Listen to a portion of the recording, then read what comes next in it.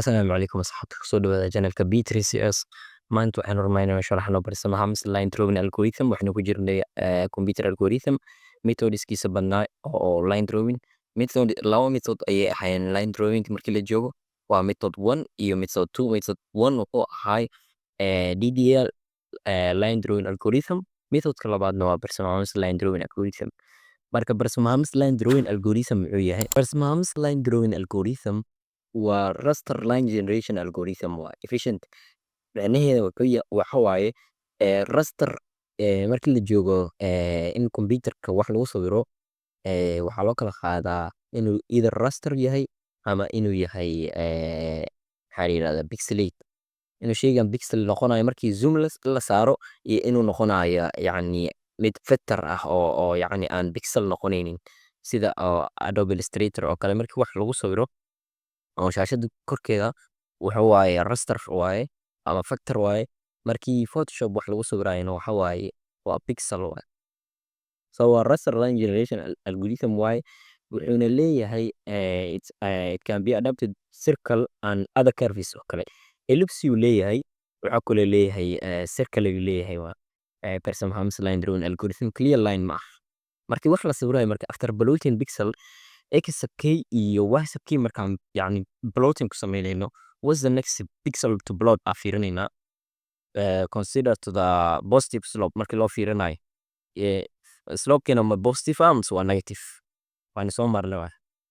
marka positive slope-keena wuxuu u dhaxeeyaa 0 ilaa iyo 1 u dhaxeeyaa macnaheedu marka yani wax sawirayno from left to right haddii uu ka yaraado 0 macnaheedu waxa waa minus galna waay dhankan maahna graafka dhankiisa kale oo x-ta meesha negative ka tahay ka sawirayna after blotting pixel x iyo y waxa u baahanahay laba shay u baahanahay x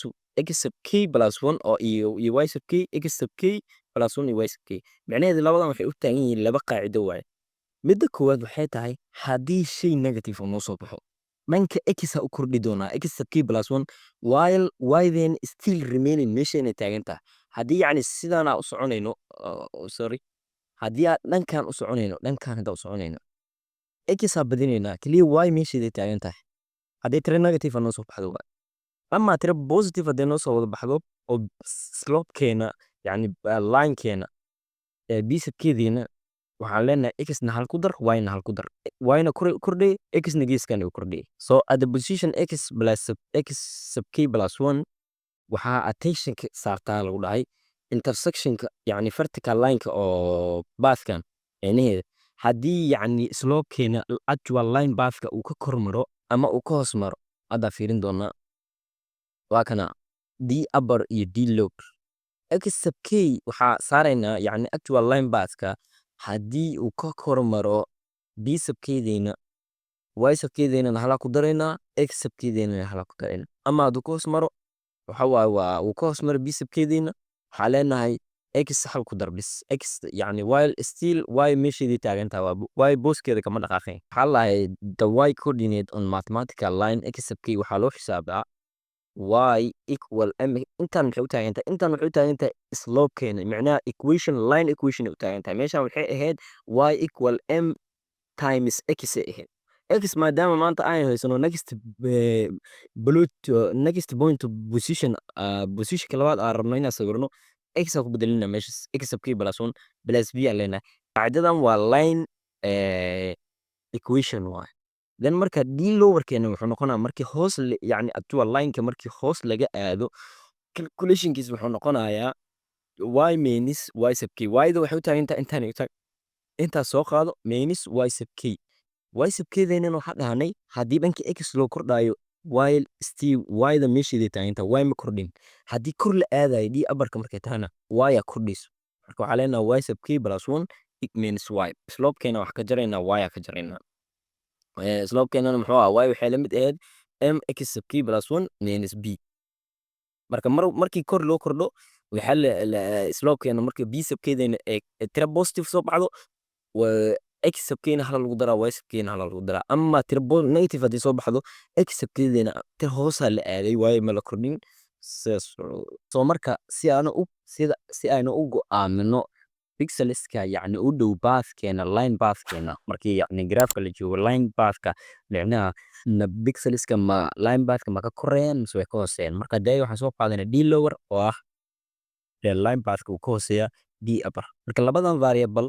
inaan kala jarnaa rabnaa marka kala jaraynin waxaa u baahanahay variable aan ku keensano isagoo marka parameter ahaan waxaa u qaadanaa b sub k b sub kdeena waxay noo matalay in variablekan yacni maxaa la yidhahdaa line pathka uu ka kormaray ama uu ka hoos maray pixelska la sawiraayo marka soo marka qaacidadan uu leeyahay b sub k waxaa lagu helaa delta x d lower minus d upper labadan oo la kala jaray wixii ka soo baxa waa since marka haddii delta x-teena uu ka weynaado zero marka loo barbar dhigo d lower iyo d upper waxay noo sheegaya in pixelka la sawiraayo uu u dhow yahay line pathka y sub k ama y sub k plus one line pathka inuu u dhow yahay marka b sub kdeena haddii negative ay noqoto macnaha waxaa leenahay d lower waaye hoosaa looga baxay actual line pathka so x le increasing ku sameynaynaa y meesheeda joogaya otherwise labadaba pixels aa lagu wada daraa x-na waa la sawiraa maxaa la yidhahdaa y-na waa la sawiraa haddii d upper uu noqdo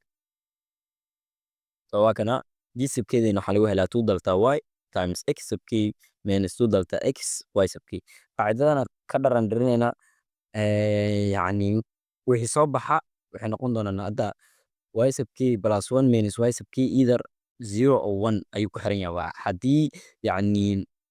bloodka ama b sub kdeena uu eber la ekaado ama uu ka weynaado y sub k waa la blood gareynaa ama x sub k la blood gareynan so the recursive calculation of b sub k is performed waxaa loo gutaa as integer x position iyadoo laga bilaabayo kooda initial ama b sub kdaada initialkeeda waxa waaye laba lagu dhuftay delta y delta y-daada waxa haysatid oo laga jaro delta x-daada ayaa waxay ku noqonay initial point of b sub k so initial point of b sub k markay ku noqoto dan markaas waxaa leedahay haddii b sub kdeeda maka yaryahay mise uu ka weyn yahay hadduu ka weyn yahay x-na sawir y-na sawir hadda meeshan b sub k less than y x sub k plus 1 aa la sawiraa y sub k meesheeda taagnaanay haddii uu ka weynaadana labadaba waa looga sawiraa stepskaas soo laabanayaan marka so example waa kana si loo sawiro macnaha algorithmkan laba endpoint in soo qaadano waay 20,10 30 iyo 18 marka this is the initial point and this is the final point oo la sawirayo waa so yani delta x-na waa 10 delta y-na waa 8 marka labada 2 waxaa ku dhufataa 8 ku dhufo waa 16 minus 10 waa 6 slopekeena marka ama b sub kdeena waxaa noo soo baxay tira positive ah maadaama tira positive noo soo baxday yacni b sub kdeena x sub kdeena halaa ku daraynaa maadaama meeshan ay ahayd 20 hal ku dar intana hal ku dar saasaan ku sawiraynaa marka haddii markay tira negative noo soo baxdo waa minus 2 dan oo kale 23 noqotay halka x bisaa kordhay